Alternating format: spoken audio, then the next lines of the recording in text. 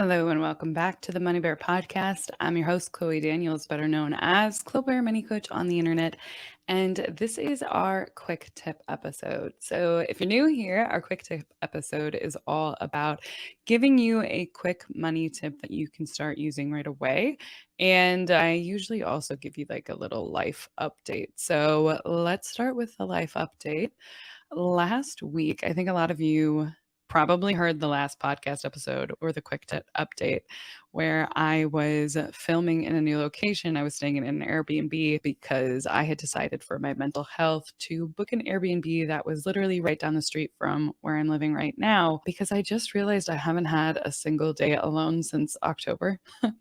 And like I said in that episode, I am somebody who identifies as like an ambivert where I would say I'm like 60% extroverted and 40% introverted. And not being able to spend any time alone was really weighing on me in more ways than I realized. And so when I was getting my hair done like a week and a half ago, I was sitting there and I was like, what can I do to solve this problem? I don't want to travel anymore. I don't want to leave the area because I'm too tired of traveling and constantly like upending my routine. What can I do instead? And so I started looking at Airbnbs in my area and I was like, found the perfect one. But an update. I got charged $105 because they said that my cat clawed through the chair, like one of their bar stools. And when I looked, like they had sent pictures to try and like show me how terribly clawed up these chairs were. And there were like 4 or 5 pin pricks on the chair that like one of the photos I couldn't even see what it was that they were pointing at. And I obviously paid because I do not want to be an asshole. But it was pretty frustrating because first of all, I paid a pet fee, which would have covered $60 of the chair. Secondly, the likelihood that they would replace the chair that has nearly invisible pin pricks in it, I feel like is slim to none. And having charged me the full price, it's like, shouldn't you get charged the full price if you have to replace the chair? The chair did not need to be. No one in their right mind would replace the chair based off of the photos that they sent me. But again, like I'm not an Airbnb host, so I don't know the kind of stuff that they deal with. But I was kind of annoyed because here's the thing too, they let pets come there. Like you pay the fee in case something like that does happen. I didn't even know that had happened. And then you use the pet fee to cover any of the additional cleaning or, you know, additional damage. But I wouldn't even call that damage. I had everybody look at it because I was like, am I being crazy? But I can't even see what they're pointing at.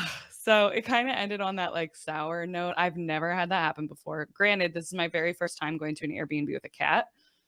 So I just told Kat that he made it, or Cash that he made at a very expensive Airbnb. I mean, it was $105 and it was a $1,600 Airbnb reservation. It just felt a little silly. I feel like if I was a host and I saw that, first of all, I don't know if I would have even seen it. Secondly, I don't think I would have asked for the full price of one chair because I wouldn't have replaced the chair. I might have said like, hey, I'm going to have to charge you like $20 to go towards the cost of a new chair eventually once down the road we do replace them, but I wouldn't have asked for an entirely new chair. You know damn well they're not replacing that chair. So it was just like the principle. It reminds me of like when I've gotten into like fender benders. I think I want to say in my lifetime, I've gotten into like 3 or 4 fender benders, knock on wood. And not all of them have been my fault. That sounds so bad. It was like when I was really young. Let me say that. The most recent one that I had was like 2 or 3 years ago. But in any time that I've ever had a fender bender or like a friend has had a fender bender, I feel like every single time someone claims that they now have back pain because of it, even if it was like a love tap or like this tiny little like bump. And I'm happy to take ownership. I'm happy to pay for the repairs of your car. But whenever folks are like, oh, let me use this as an opportunity to also get my back pain covered. It just feels so crappy. Like, just like with the Airbnb situation where they're like, oh, let's use this as an opportunity to get a new chair. It's like, what? That's shitty. And after responding, I realized I could have said, sure, I'm happy to do that. Just send me the receipt once you've purchased a new one, and I'm happy to reimburse you. Could have said that. I also could have denied it, apparently. And if I had denied it, then they would have had to take it to Airbnb, and then Airbnb would decide what was a reasonable amount to pay or have the guest be charged. But I don't like confrontation. So I said, yep, no problem, with an exclamation point. Even though I was like, man, I wish I hadn't left them a review that was so nice. Because to me, this is kind of shitty. And like, I kind of had weird vibes from the beginning because they immediately messaged me after we got there and said, oh, hey, we saw on the Nest camera. So they watched me arrive. That's freaking creepy. They're like, we saw on the Nest camera that you brought a cat and a dog. And I had thought, because I always, for those of you who are watching, the door behind me just opened like magically because Logan just walked in. But anyway, I obviously run a lot of Airbnbs. And so I'm always really careful to make sure that I have, hi, Logan, that I like include Logan and Cash. And somehow I had messed up and hadn't like included that, even though the Airbnb allows pets.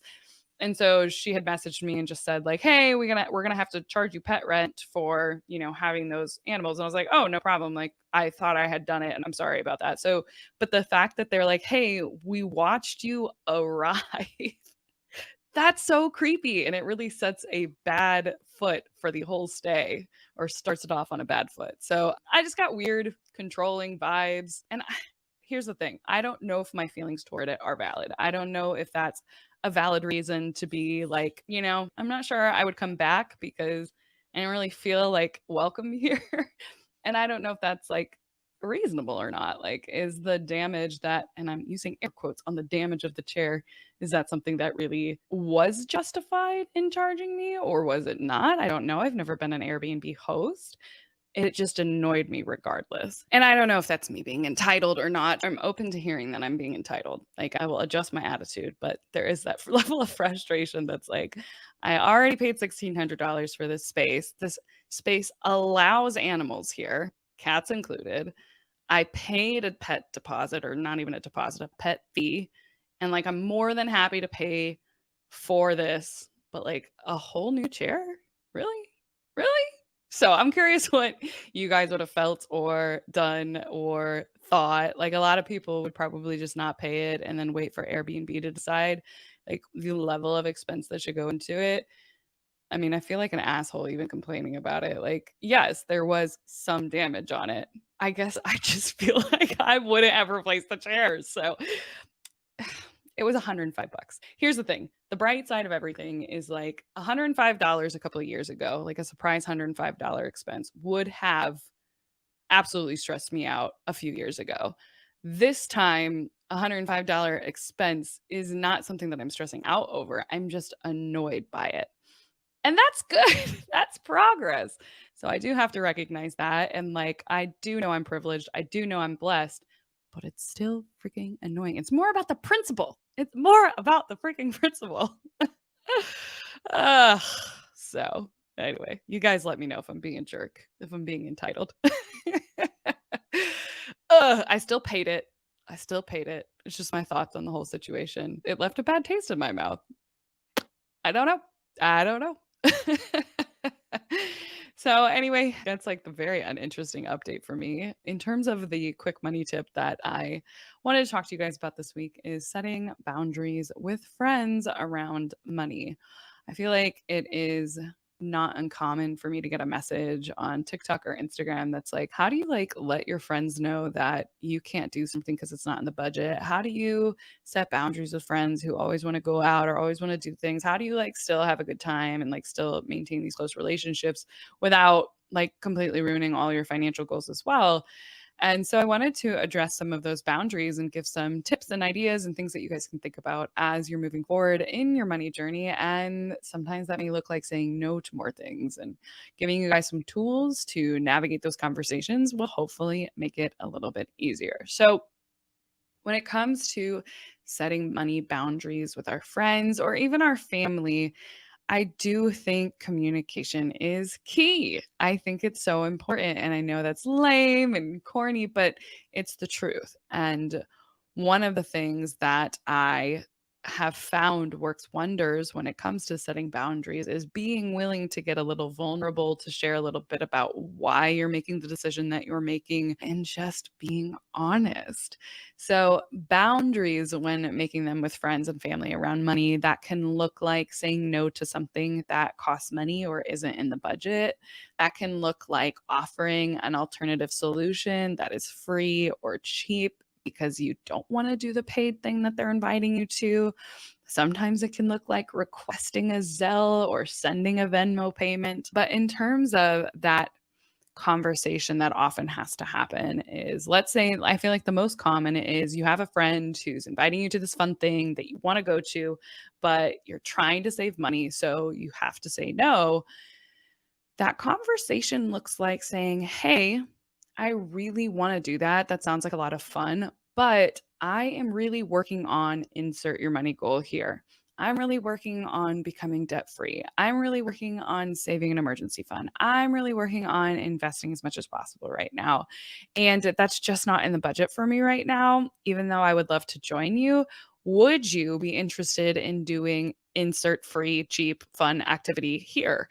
Now, that free, cheap, fun activity can be, let's cook a dinner together. Let's go for a walk. Let's just hang out and catch up, have some tea. I think this very short script, it works because one, you're being honest. That is true. You are saying no, not because you don't want to do it. You're saying no because you have more pressing priorities.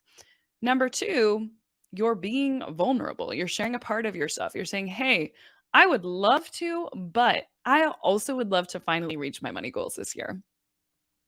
And who can say no to that? Who can say, "Nah, I think you need to abandon yourself and do what I want to do instead. Your goals don't matter."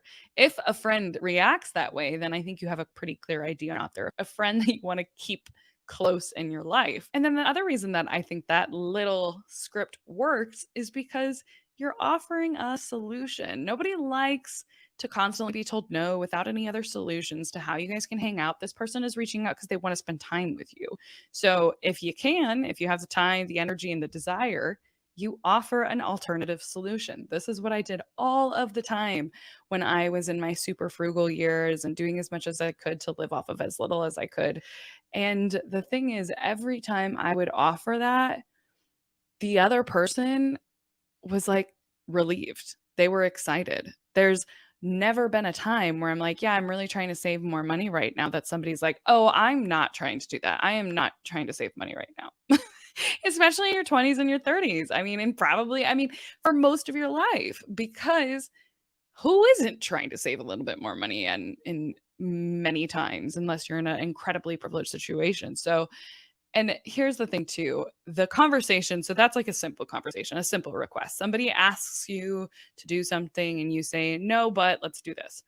What do you do when the stakes are higher? When like somebody's asking you to be a bridesmaid, or somebody's asking you to travel to an event with them, or somebody's asking something much bigger and more meaningful? I think the script still works. You just have to expand on it. So, for example, the most common one that I can think of is, what do you do if somebody wants you to be in their wedding and you're like, "I can't afford that right now."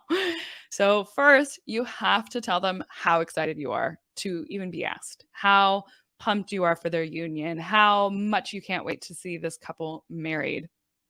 And second, you've got to thank them for saying, or for inviting you to be part of their wedding, to even being considered. And then third, you've got to say, "As much as I would love to do this, as much as I would love to be there for you on your special day, I am concerned about the cost. Here's why: I can't go into debt because of this, or I'm working on saving for a home and this is a huge priority for me, or I need to save for an emergency fund, or I think the most powerful one is, I really cannot go into debt for travel right now. I can't go into the debt for weddings right now, even though I really do want to be there for you." And I would almost leave it at that. And I would think this has to be like an in-person, over the phone conversation, not a text conversation, because you want feedback. So you say that, and you get their reaction.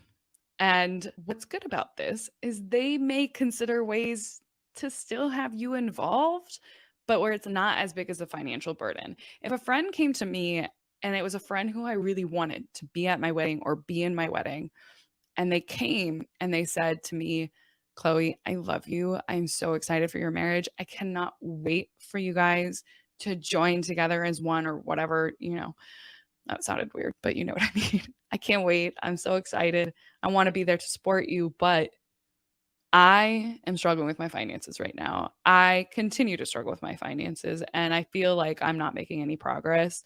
And I just don't think I can swing being in your wedding or going to your wedding. If I received that message from a friend, of course I would be disappointed. But if they were a really close friend to me and it meant a lot for them to come, I would start thinking of ways that they could still come, but it would be affordable for them. So, for example, I would potentially offer to help pay for part of it. I would say, hey, what if you still can be in my wedding, but I'll pay for your dress, I'll pay for your flight, and, if you could cover your stay, that would be great. Like, would that help? Or, for example, I could say, hey, I really want you to be my bridesmaid and I'm willing to work with you to figure out how you can still do that. What if you didn't come to the bachelorette party? Or is there, what if, skipped all gifts? Obviously, I wouldn't expect any gifts. The gifts is your presence there. What can I do to like make it happen? What can I do to make sure that you're coming or that you can come? And that may look like a financial decision. It may look like letting them opt out of certain things, but like it's opening that conversation and it's giving the person you love and you want to support an opportunity to troubleshoot with you, an opportunity to consider ways to get you to come. And that's what I would wanna do in that situation. Now, granted, if it was a situation where I knew the person was just being cheap, or I had done those things for them in the past, or I knew they were in a financially, like, strong situation, they were just saying it because they didn't want to or they were flaking, I would question my closeness to the relationship. But most of the time when people are coming and they do care about you and they want to be part of your day, but they can't afford it, there are solutions and you guys can work through those together. If somebody came to me and they're just like, "I can't come because 'cause I've got no money," and, like, they weren't willing to, like, talk to me about it or, like, troubleshoot, that would hurt my feelings more because I would want an opportunity to be like, "Okay, well, how can I make it happen for you?" Like, what if I set you up with a roommate? Or what if I like a roommate at the wedding? Or what if, I would want the opportunity to problem solve so that I know I did whatever I could to make sure that this person that I love was able to come. So, honesty and vulnerability and being able to find other solutions, I feel like is key.